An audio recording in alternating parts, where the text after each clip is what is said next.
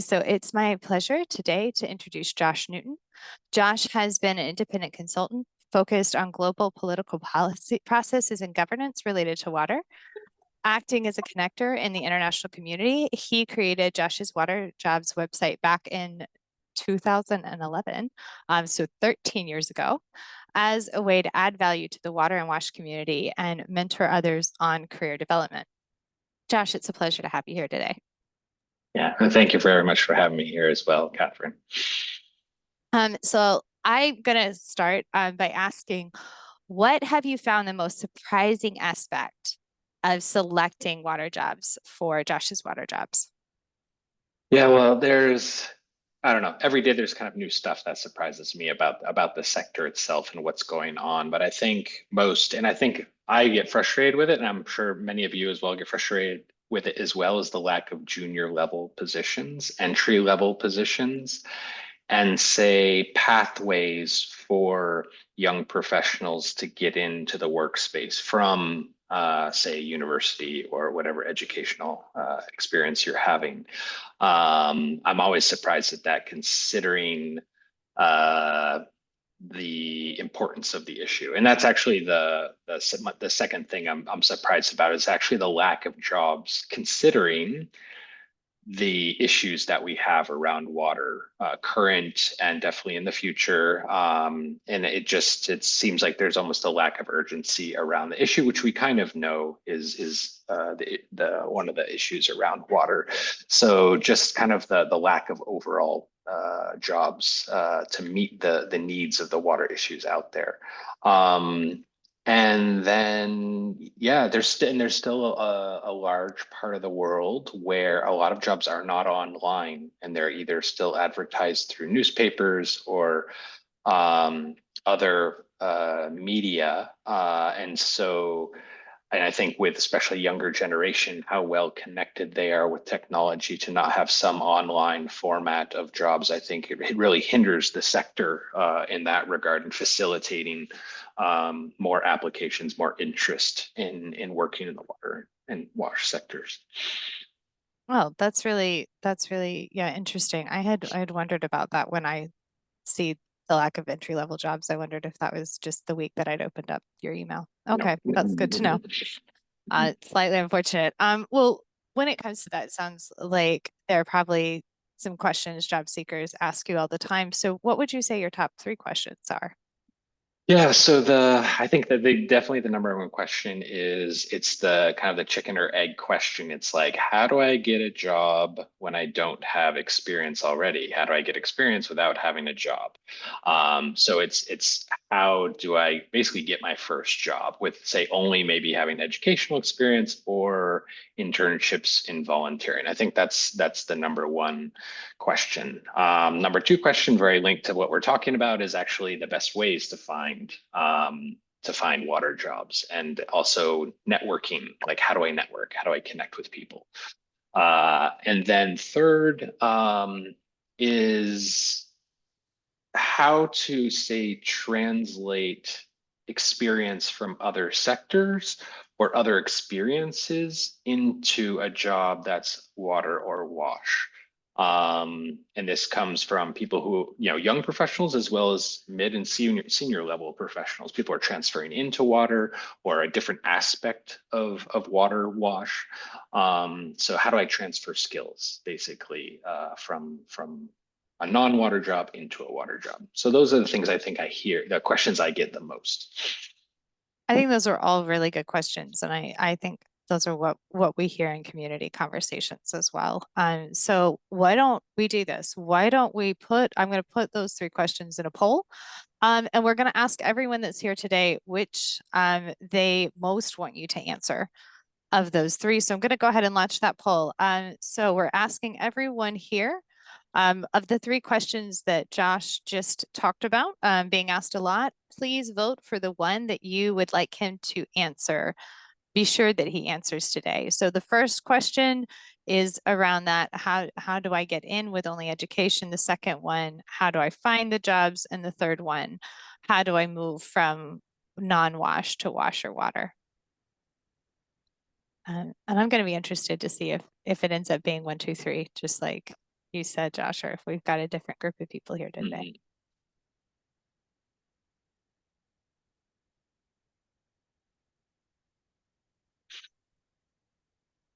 Let me give you a couple more seconds to vote, and then I'm going to end the poll.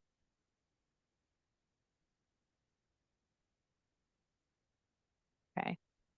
Last chance. 3, 2, 1. Okay, I'm closing. All right. So we're going to go with question number 2. Happy to share the results. What are the best ways to find jobs within the water and wash sector, Josh? Okay. So, I mean, I should tell you, best way is to find a job through my website, but I would actually say that's not the best way. It is a good way, and I know many people who have gotten jobs through the website. I hear about it all the time, which is encouraging. And not just my website, but there's also other websites out there that have water jobs, especially at the national level. But there is some statistic out there that 85% of people get their jobs through, say, talking to people, networking, in that avenue. So for me, the best way to find a job is to go out and meet people. And it's going to conferences, it's going and yeah, one of the pieces of advice I gave is just reach out to people, reach out to an organization you want to work for, find the person on the team that you would want to work for, and reach out to them and ask for career advice. Sit down, have an informational interview, and just, yeah, reach out and have a lot of coffee and build your community around conversations about your career. It's not going and asking for a job. It's just going and asking for career advice and letting people know that you are looking, but without something so overt as asking for a job. But it's really about going to conferences, meeting people there, emailing people, cold emailing people, and just ask to have an online conversation, and setting up informational interviews. So the more contact you have with people, that then kind of reinforces, because then those people like, oh, you should talk to this person, or you should talk to this person. I'm happy to make an introduction to that person. And so it just expands, it exponentially grows the more people you talk to. And if you don't do that, jobs just don't land in your lap. It happens sometimes, but super rare. So it is about putting yourself out there. And as I say, you more you put yourself out there, you create luck. You create things happen when you put yourself out there. So that's I think it's the best way to find a job. But yes, you should still apply to what's online because people do get jobs that way. Um, but yeah, meeting people is the best way. That is great. So I'm gonna ask you to expand on that because I just saw a question in the chat. Asking what about online events? Are online events good? Are webinars a good way? Is that it's probably not as effective as face to face, but in a virtual world and working on global issues, how can that play in? Oh yeah, I think it depends what type of like there are online networking events, and actually Mhm. I hope to be doing that with the website in next editions, is to create spaces with different types of experts to network and get to know different people and ask questions around those types of jobs. So events that are specifically for networking for jobs, definitely. I just look back to like when I was first, looking for jobs a few decades ago, and we didn't have this online opportunity to have calls. It means you can actually, sometimes you could set up a phone call, but normally it'd be an email exchange. But now you actually can get on a Zoom call for an informational coffee with somebody who's on the other side of the world. And most people are very much willing to do that. So that's why I say don't hesitate to reach out and ask people for those types of calls, because it's an opportunity that we have at our fingertips now that didn't exist a decade or two ago. That's great. Thanks. I want to make sure we answer the other top question that people voted for, which was that sort of getting in with just internship or just educational experience. Yeah, and so it's actually kind of very similar to the last question, and basically putting yourself out there. I do, sh- depending on what type of organization you would like to work for, like how I got my first few jobs were short-term consultancies. And it's a way to get your foot in the door. It's not necessarily comfortable because they are short. They often don't include benefits, but it is a way to get in the door with some organizations and kind of prove yourself. And often what happens is people will get a permanent job after that. So it's kind of like a test run for both sides. And actually, that'll come up later in what we talk about for other reasons. Um, and it's in internships still, but I would say paid internships.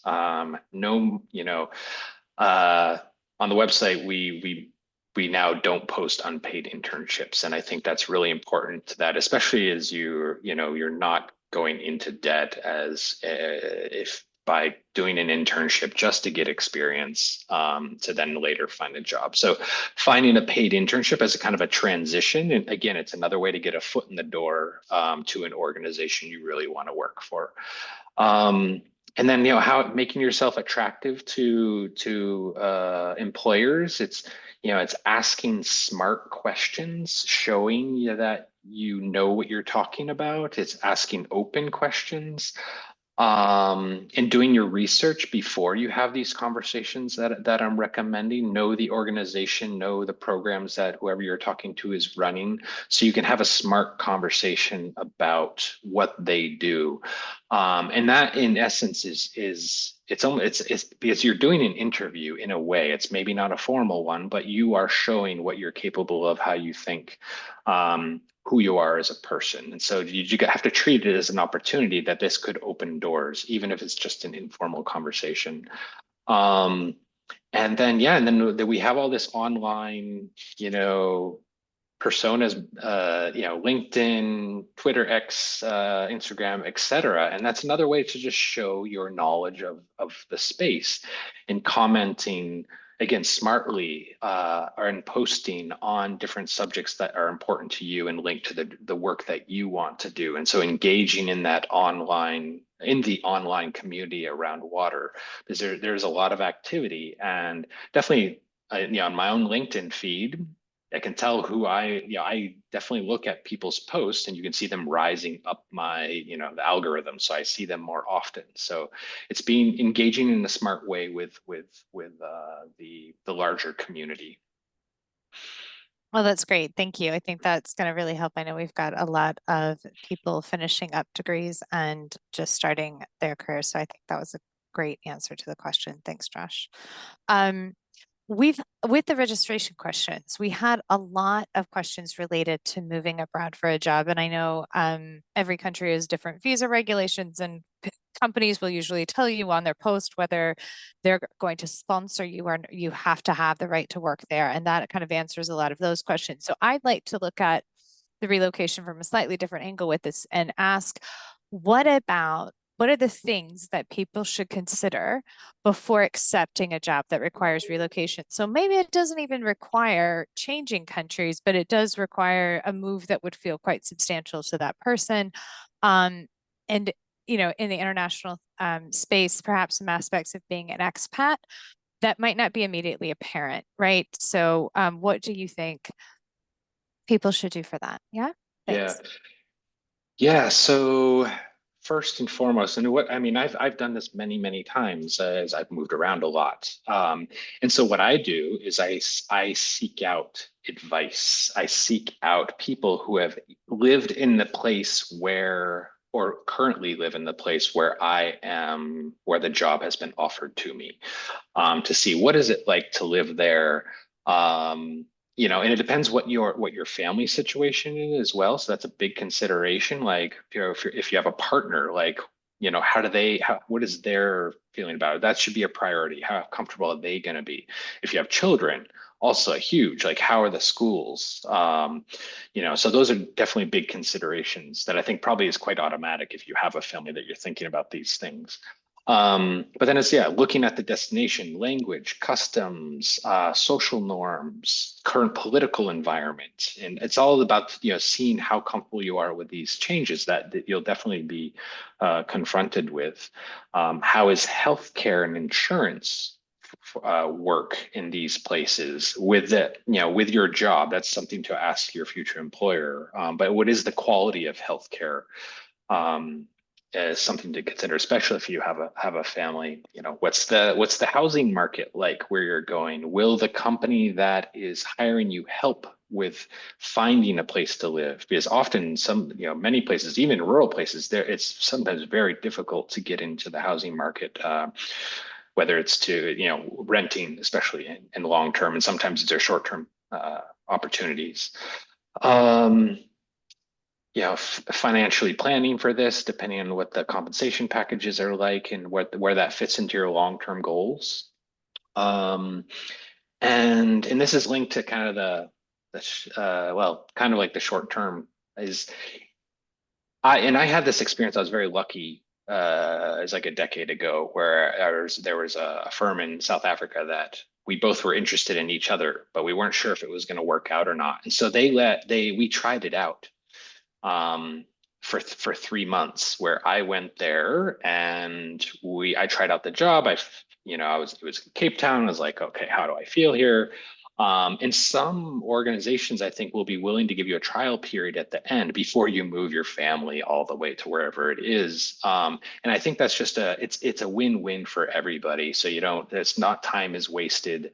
So if you can negotiate that, I think that's a great way to test out whether it will work or not longer term. So those are the things that I personally think about when I am thinking about moving. But it's talking about people that live there and who are maybe not from there and how they feel about living there and what they have to take into consideration on a day-to-day basis. That's really helpful. We've got some follow-up questions that have come up in the chat around that, and we're good on time. So I'm going to take a minute to stay with this topic. We're being asked, elaborate on possibilities of moving. So um, if we've got it both directions. We've got somebody who is from an Asian country and interested in working in Europe and the US, and we've got somebody from Europe and the US who's interested in moving to Africa or Asia for work, right? So any direction you want to take this question is fine. But if people have an area or maybe a specific country that they want to move to, would, if they don't have experience in that country, kind of how can they show on it, maybe they've done research, but let's just pretend for the sake that they've got nothing. They've just always really wanted to work in Cape Town on the water issues after reading about Day Zero. Should they move there? Should they visit there? How would you recommend people go about that? Yeah, that's a really good question. And I actually just had this happen a month or two ago where somebody who currently lives in Switzerland really wants to move to South Africa. And so, yeah, my advice, it's so much easier to find a job if you're on the ground, even in this online community that we live in, this online world. If you're on the ground and can go knock on doors and have coffee in person, it's a lot more effective than having these types of meetings in an online way. I would not say move to a place without having a job. People do it, and it's a risk that you do that. If you can do that and you really want to move there, but there's always the chance that something won't work out. So I would say, again, it's like go for a week or two to whatever location that you want to, and then set up like as many meetings as you can with all the places where you potentially could work. A lot of companies, a lot of local governments, national governments won't hire foreigners, so you don't have to talk to them. But it's like international organizations, companies that do offer visa sponsorship, universities, international organizations. Some international think tanks and NGOs do as well. So it's really researching that a lot before, and then just setting up back-to-back interviews over the course of a week or two as much as possible to have those conversations and see what kind of arises from that. I think it's hedging your bets a little bit in terms of instead of moving there, which is especially if you have a family, that's a big risk to take, to just all of a sudden move. Yeah, well, I love finding out that places would offer you kind of a short-term test period. I think that's really smart. It saves them a lot of money because they don't hire you, pay all of the expenses, just have a new employee, and then find out 6 months later that it was not a good fit, right? I think that that's just such a win-win on so many levels. I'm really glad to hear people do that, companies do that. Yeah. That's great. Um, all right, so I would love to get to your questions. We've got so many people here online, over 70 people. So um, what we would like to do now is give you 30 seconds. We've been chatting for about half an hour now, so give you 30 seconds in the chat to put in your questions. This is really going to be the time to ask the question and be likely to get it answered by Josh. So we'll just be quiet for 30 seconds and let you type your question into the chat. And please do continue to use the hashtag JoshQ. Thanks.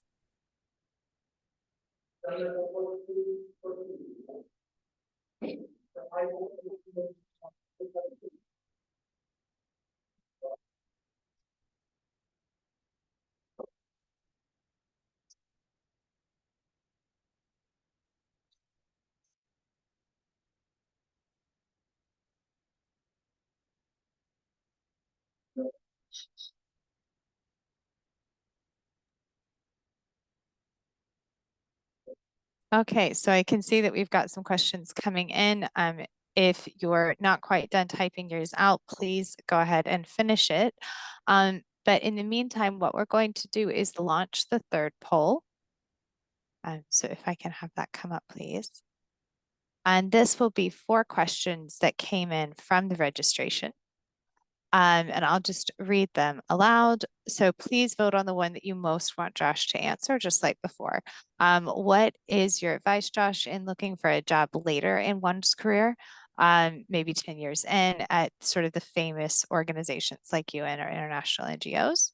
The second question for those living outside the US, strategies or best practices when looking for remote positions. So a little bit different from our international conversation earlier. Any tips on job searching when you have constraints from caregiving or other responsibilities? Should I limit it to the beginning of the application process or wait to turn down an offer if it doesn't feel like it's going to be a good fit? And the last one, any advice on switching between sectors working on water, like government to charity and NGOs or academia, the private sector? So moving around those spaces. So let's see. We'll give y'all a couple of more seconds now that I've read all the options out to see what you're going to vote on.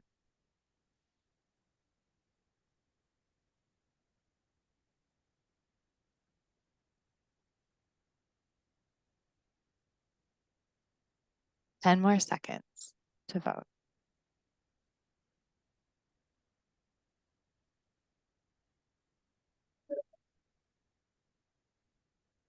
Okay, 3, 2, 1. Let's end the poll and share the results. And so we see that it's the final question that got the most votes, Josh. So can you talk a little bit about advice for switching between sort of the areas within the sector? Yeah, so this is all about how you phrase and spin things. So in the end, a lot of jobs, yes, certain water jobs has very technical specificities to them, but by and large, there's a large swath, and almost you can take this for many different types of jobs. There's a large swath of the skills that are part of water jobs that are translatable across sectors, across professions within the water space. So it's all about framing those skills that you have gained, that you have experience into the jargon or language of the water and wash sector. So this takes work and it takes some research. But if you're applying for a job, you should speak the parlance of the organization and or sector that you're applying for. So, and a lot of these are soft skills that are valuable. And that's what a lot of employers are looking for. Like if often when I'm hiring, yes, the water knowledge is important, but more important to me are someone who's smart, communicates well, is dependable, organizes well, works in a team well, adapts, has leadership, good decision-making skills, and initiative. And those are like when I'm talking to someone, a young professional or any level of profession, those are the things that capture my attention a lot more than, say, the water knowledge that they might have. Because if they're nimble, quick, and they can learn fast, then water it's not rocket science in many aspects. Some jobs, like I said, they do require a technical expertise. Um, so that I think a lot, and obviously those skills you can get from almost any job. So it's a matter of putting them in the parlance of the job that you're applying for and speaking the language of the organization that you're in, the sector that you're applying to the job with. Um, and yeah, so it's about that translation from using that valuable experience that you do have into the new sector that you're moving into. That's great. Thanks, Josh. And I'm going to just move now to one of the questions that has come in, which is a little bit connected to that. Okay, so it's soft skills. That's great, but maybe I still am trying to get that entry level job, right? So what are the skills that are desirable at the entry level? And I think you've just talked a little bit about them. There may or may not be leadership experiences there, but is there something specific for the entry level jobs? And sort of also, where would you suggest that people pull it from if they Yeah. haven't had that first paid job? Yeah. Yeah. So the thing about the water and wash sector is that it is super diverse.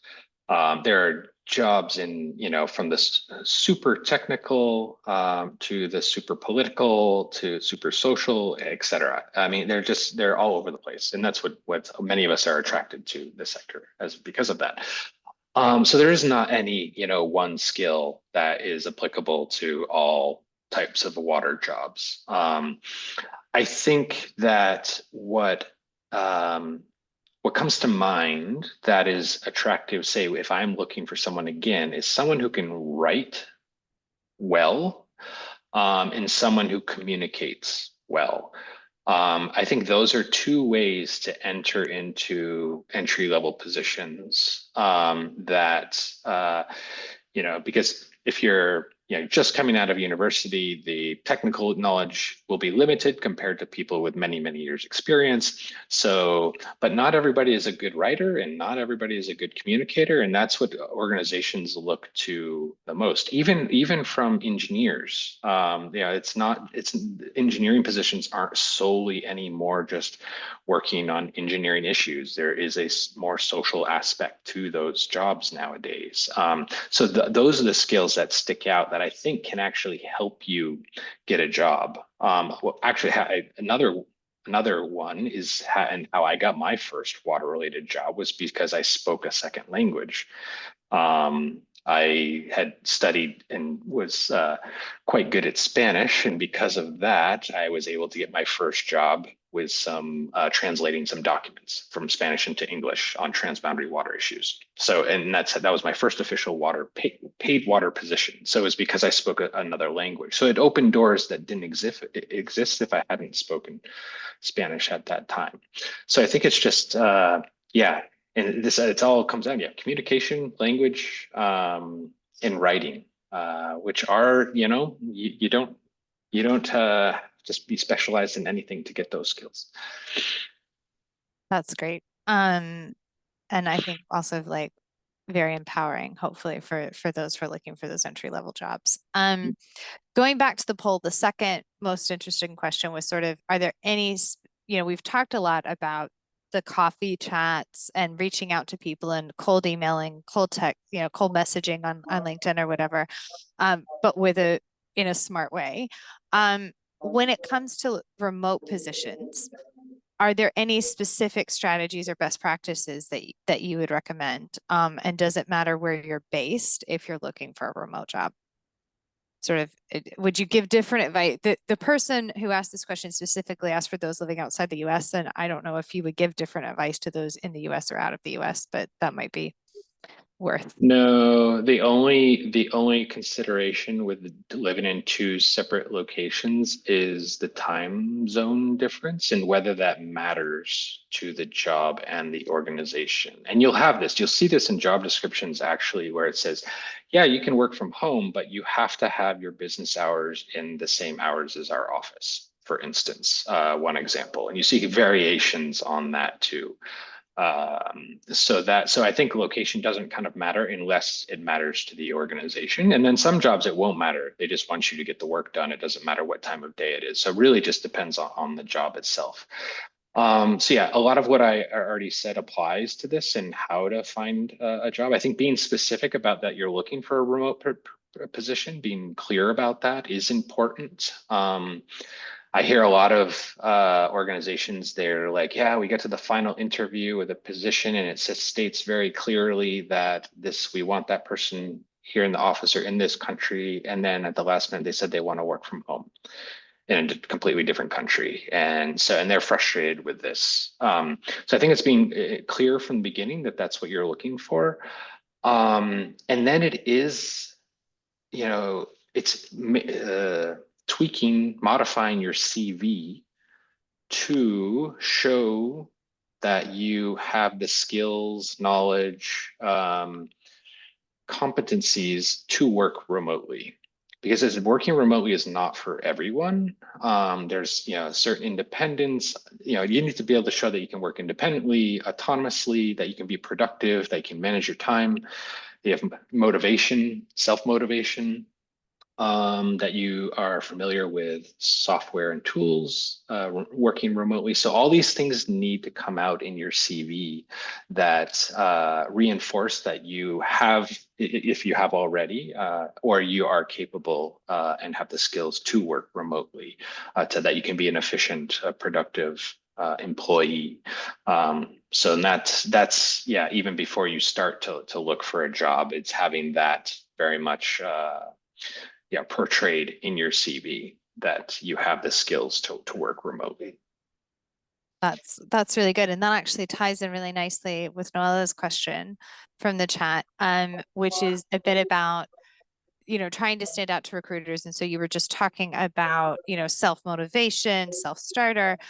So would you advise people to carry out personal projects? The examples in the question are hydrological modeling or publishing software how-tos, but maybe something a little less intense as well, to stand out to recruiters and kind of building your presence or having something to reference that way.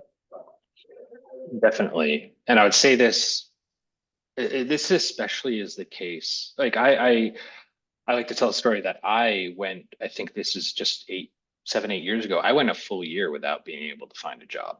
And so I think being productive and that's how, I had the jobs list before that, but that's when I focused on turning the list into a website. So I think being productive during times when you're looking for work is useful, and it shows that you're motivated, you take initiative, that you can be creative in what you would like to do. I just had a coffee with somebody yesterday morning who was telling me about the initiatives she started, these networks she started, and I'm just like, oh, that's really impressive. Like I remember that, I noticed that. Um, and she's looking for a job. She has a job, but she's looking for a job, but then she's also doing this other stuff. So it just shows the initiative. And I think that, yeah, the more productive you can be, and whether that is publishing, volunteering, being active on social media in a productive way. I think these are all ways that you can show your interest in the space and that you're motivated, and that you take initiative. Because I think organizations really value that because they know then that you will do this most likely, and if they hire you. No, I think that's really good. We've got so many questions coming in from the chat, which is great. I I'm just to the point where it's now getting subject. So we've talked a lot about skills and upskilling and taking initiative. Is there a place to find short courses or anything that you would any place you would recommend looking for how to kind of do some of this online, or where opportunities are Yeah. for building skills? Okay, so that doesn't, if there's not a place that brings all that together, and hence that's why that's also one of the next steps of Good. Josh's I'm Water Jobs. glad to hear it. is, I was really hoping that was the answer. is that we are hopefully going to create a database of the available online training opportunities out there from, and like initially it came about as it was a MOOC, a massive Yeah. online course database. But then there are other opportunities that, and some are paid, some are free. And so the idea is just to put everything that's out there in one central place. Um, in the meantime, this will probably take a while before it happens. So hopefully this year. The place IHE Delft offers a lot of short courses on a lot of different subjects, an impressive number of subjects actually. I think those are pay for, you have to pay, but then I think they offer scholarships for some of them as well. That's the place that has the most that I can think of off the top of my head. There, otherwise, honestly, to do a Google search and looking at the online courses, and it is for Coursera, EDX. They have actually a good variety of water related courses there that universities. Um, in terms of the topics available. So, but yes, but that is one of the next plans because yeah, it's just easier to search in one place rather than 15. Yeah. No, I think that sounds great. And that has I think been why Josh's Water Jobs has been such a need, fulfilling such a need and so successful in the sector is because it is the one place to go. I'm not saying you've got everything, as you said, some of the jobs aren't No. online, but it is a really nice opportunity. We've got a question. We were talking a little bit earlier around considering jobs with families. We haven't kind of touched on that as much, No. but maybe when it comes to accepting a job, um, and thinking about relocation. So if we're looking at international opportunities, kind of how can you, if you've got your family, they're going to have to come with you. You don't want to relocate them every 6 months to a year. You don't want to maybe you don't even want to relocate them every 2 years. So how do you build that international portfolio and kind of prioritize your family as well? And if you've got kind of limitations that go with that, right? So you've got a partner who also works, you're not going to be able to just sort of live in the office with a new job. When do you kind of look for that? How do you have that conversation? So just a nice Yeah. question. The friends I'm staying with right now are dealing with this very subject. So it's yeah, so no, this is very personal. It's a very personal question for the person and the family, to what the balance is, whatever direction it is. And there's no right or wrong. It's just whatever is comfortable for the two or more people, the family in its entirety. I think that, you know, finding a job that, allows you to travel is a great way to get international experience. Say if it's international travel rather than moving abroad, because that is a big move, especially if it's in a place you might not want to bring your family, or it's not safe to bring your family. And so that's one way to kind of balance that. It still means that you have to leave family at some point, and that's difficult usually. And so, yeah, but it's a very personal question about that, and a lot of it comes down to negotiating that and having that discussion with your employer about finding what works best for everybody. Because I think employers are becoming more understanding around the fact that these are more priority for people these days. And it doesn't have to be international travel. It can just be, I want to only work 75% of the time because I want to spend more time with my family, or that because I have to be the caregiver during that 25% time, whether it's male or female. And so I think that that is much more present now in the last few years post COVID rather than previously. So I think there are active conversations to be had with employers about how to strike that balance with family travel, and a lot of organizations that they'll work with you on that, and some others may not. But then that makes them just a less attractive place to work. And so, but in the end, it's kind of like all a negotiation with your employer, about the flexibility, hybrid working, and actually targeting family-friendly companies, organizations that have the benefits that would, that are like, oh yeah, that really works for my family. But there's a lot of different versions of what that could look like, and it's very personal in the end what people's choices are.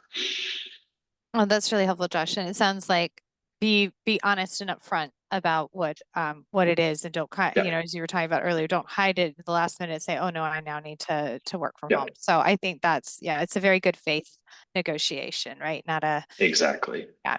So that's really great. We are out of time for questions. So I will now end the recording, but thank you, Josh.